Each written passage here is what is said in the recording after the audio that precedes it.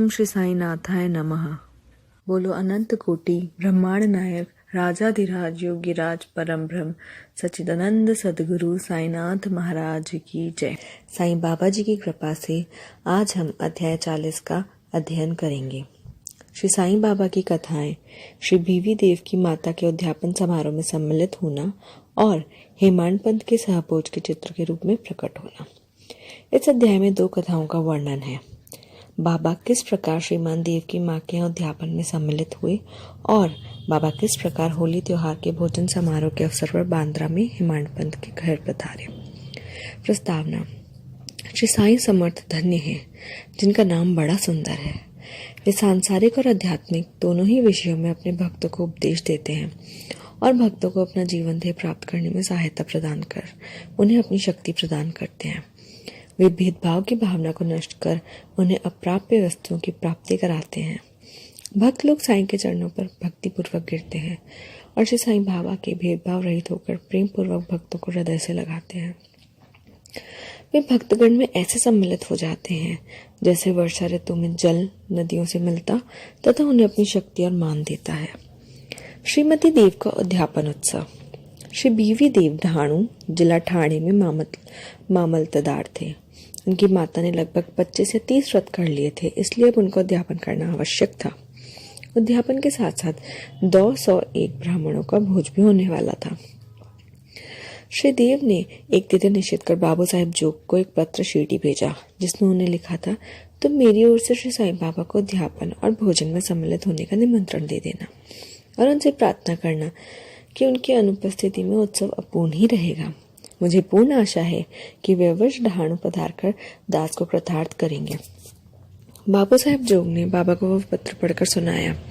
उन्होंने उसे ध्यानपूर्वक सुना और शुद्ध हृदय से प्रेषित निमंत्रण जानकर वे कहने लगे कि जो मेरा स्मरण करता है उसका मुझे सदैव ही ध्यान रहता है। मुझे यात्रा के लिए कोई भी साधन, गाड़ी, तांगा, विमान की आवश्यकता नहीं है। मुझे तो जो प्रेम से पुकारता है उसके सम्मुख में अविलंब ही प्रकट हो जाता हूँ। उसे एक सुखद पत्र भेज दो कि मैं और 2 व्यक्तियों के साथ आऊंगा। ये कुछ बाबा ने कहा था। जोग ने श्रीदेव को पत्र में लिखकर भेज दिया। पत्र पढ़कर देव को बहुत प्रसन्नता हुई, परंतु उन्हें ज्ञात न था कि बाबा केवल राहता, रुई और नीमगांव के अतिरिक्त और कहीं भी नहीं जाते हैं। फिर उन्हें विचार आया कि उनके लिए क्या संभव है। उनकी जीवनी अपार चमत्कारों से भरी हुई है। वे तो सर्वव्यापी हैं। वे किसी भी वेश में अनायास ही प्रकट होकर अपना वचन पूर्ण कर सकते हैं। उद्यापन के कुछ दिन पूर्व एक सन्यासी ढाणू स्टेशन पर उतरा जो बंगाली सन्यासियों के समान वेशभूषा धारण किए हुए था। दूर से देखने में ऐसा प्रतीत होता था कि वह गौरक्षा संस्था का स्वयं सेवक है। वह सीधा स्टेशन मास्टर के पास गया और उनसे चंदे के लिए निवेदन करने लगा। स्टेशन मास्टर ने उन्हें सलाह दी कि तुम यहाँ के मामलेदार के पास जाओ और उनकी सहायता से ही तुम्हें यथार्थ चंदा प्राप्त हो जाएगा। ठीक उसी समय मामलेदार भी वहां पहुंच गए। तब स्टेशन मास्टर ने सन्यासी का परिचय उनसे कराया और वे दोनों स्टेशन के प्लेटफॉर्म पर बैठे वार्तालाप करते रहे। मामलेदार ने बताया कि यहाँ के प्रमुख नागरिक श्री रावा साहिब नरोत्तम सेठ के धर्मार्थ कार्य के निमित्त चंदा एकत्र करने की एक नामावली बनाई है। अतः एक और दूसरी नामावली बनाना उचित सा प्रतीत नहीं होता, इसलिए श्रेष्ठकर यही होगा कि आप 2-4 माह के पश्चात पुनः यहाँ दर्शन दें।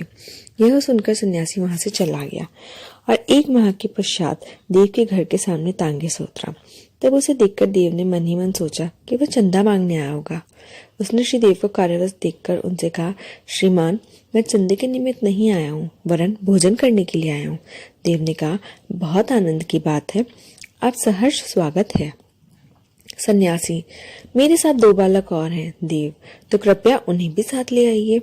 भोजन में तो अभी 2 घंटे का विलंब था, इसलिए देव ने पूछा, यदि आज्ञा हो तो मैं किसी को उनको बुलाने के लिए भेज दूं? सन्यासी ने कहा, आप चिंता न करें, मैं निश्चित समय पर उपस्थित हो जाऊंगा। देव ने उनसे दोपहर में पधारने की प्रार्थना करी। ठीक 12 बजे दोपहर को तीनों वहां पहुंचे और भोज में सम्मिलित होकर भोजन करने वहां से चले गए। उत्सव समाप्त होने पर देव ने बापू साहब जोग को पत्र में उलाहना देते हुए कहा, बाबा ने वचन भंग किया है। जोग वह पत्र लेकर बाबा के पास गए, परंतु पत्र पढ़ने के पूर्व ही बाबा ने उनसे कहा, अरे मैंने वहां जाने का वचन दिया था तो मैं उसे धोखा नहीं दे सकता। उसे सूचित करो कि मैं अन्य 2 व्यक्तियों के साथ भोजन पर उपस्थित था, परंतु जब वह मुझे पहचान ही न सका तब निमंत्रण देने का कष्ट भी क्यों उठाया। उसे लिखो कि उसने सोचा होगा कि सन्यासी चंदा मांगने आया है, परंतु क्या मैंने उसका संदेह दूर नहीं किया?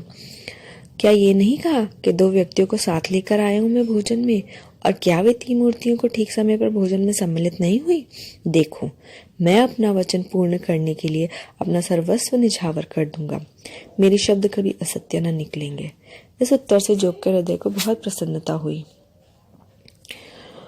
और उन्होंने पूर्ण उत्तर लिखकर देव को भेज दिया। जब देव ने उत्तर पढ़ा तो उनकी आंखों से अश्रुधाराएं प्रवाहित होने लगी।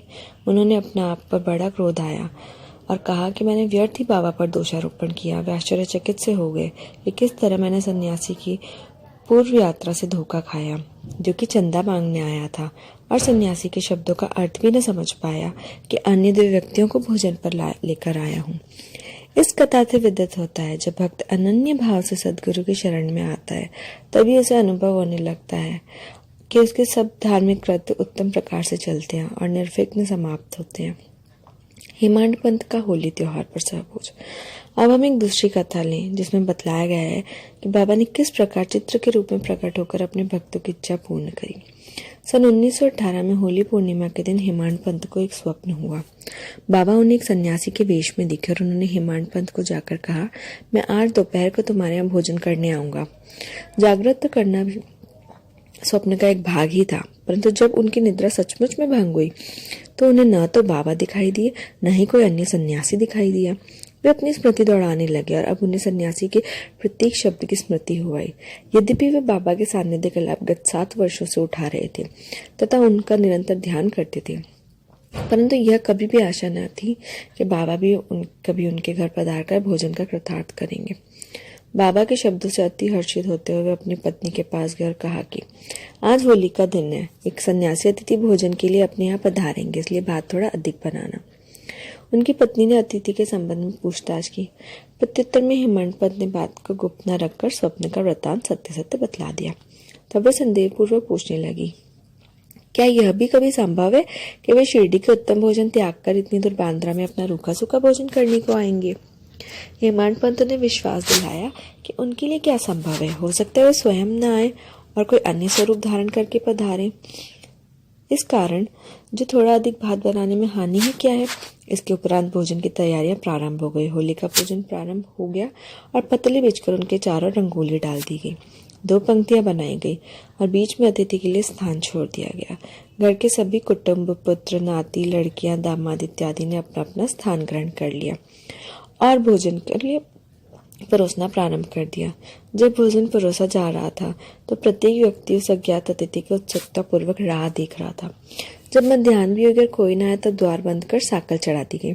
अनुशुद्धि के लिए घृत वितरण हुआ, जो कि भोजन प्रारंभ करने का संकेत था। वैश्वदेव अग्नि की औपचारिक आहुति देकर श्री कृष्ण को नैवेद्य अर्पण किया गया। फिर सभी लोग जैसे ही भोजन प्रारंभ करने वाले थे कितने में सीढ़ी पर किसी के चढ़ने की आहट स्पष्ट आने लगी। हेमंत पंत ने शीघ्र उठकर सांकर खोली तो 2 व्यक्तियों को, अली मोहम्मद और मौलाना इस्म मुजावर को द्वार पर खड़े देखा। इन लोगों ने जब देखा कि भोजन परोसा जा चुका है और केवल प्रारंभ करना शेष है तो उन्होंने विनीत भाव में कहा कि आपको बड़ी असुविधा हुई, इसके लिए हम क्षमा प्रार्थी हैं। आप अपनी थाली तोड़कर दौड़कर आए हैं तथा अन्य लोग भी आपकी प्रतीक्षा में, इसलिए आप अपनी संपदा संभालिए। इससे संबंधित आश्चर्यजनक घटना किसी अन्य सुविधाजनक अवसर पर सुना देंगे। ऐसा कहकर उन्होंने पुराने समाचार पत्रों में लिपटा हुआ एक पैकेट निकालकर उसे खोलकर मेज पर रख दिया। कागज का आवरण को जो ही हेमंत पंत ने हटाया तो उन्हें बाबा का एक बड़ा सुंदर चित्र देखकर महान आश्चर्य हुआ। बाबा का चित्र देखकर द्रवित हो गए। उनके नेत्रों से आंसू की धारा प्रवाहित होने लगी। उनके समूचे शरीर में रोमांच हो आया। उनका मस्तक बाबा के श्री चरणों में झुक गया। वे सोचने लगे कि बाबा ने इस लीला के रूप में ही मुझे आशीर्वाद दिया है। कौतूहलवश उन्होंने अली मोहम्मद से प्रश्न किया कि बाबा का मनोहर चित्र आपको कहाँ से प्राप्त हुआ? उन्होंने बताया, मैंने इसे एक दुकान से खरीदा था। इसका पूर्ण विवरण मैं किसी अन्य समय के लिए शेष रखता हूँ। कृपया आप अपना भोजन कीजिए क्योंकि सभी आपकी ही प्रतीक्षा कर रहे हैं। हेमंत पंत ने उन्हें धन्यवाद दिया तथा भोजन गृह में आकर अतिथि स्थान पर चित्र को मध्य में रखा तथा विधि पूर्वक नैवेद्य अर्पण किया। सब लोगों ने ठीक समय पर भोजन प्रारंभ कर दिया। चित्र में बाबा का सुंदर मनोहर रूप देखकर प्रत्येक व्यक्ति को प्रसन्नता हुई और इस घटना का आश्चर्य भी हुआ कि यह सब कैसे घटित हुआ। इस प्रकार बाबा ने हेमांड पंत को स्वप्न में दिए अपने वचनों को पूर्ण किया। इस चित्र की कथा का पूर्ण विवरण अर्थात अली मोहम्मद को चित्र कैसे प्राप्त हुआ और किस कारण से उन्होंने उसे लाकर हेमांड पंत को भेंट किया, इसका वर्णन अगले अध्याय में किया जाएगा। श्री सद्गुरु साईनाथ पर्णमस्तु शुभम।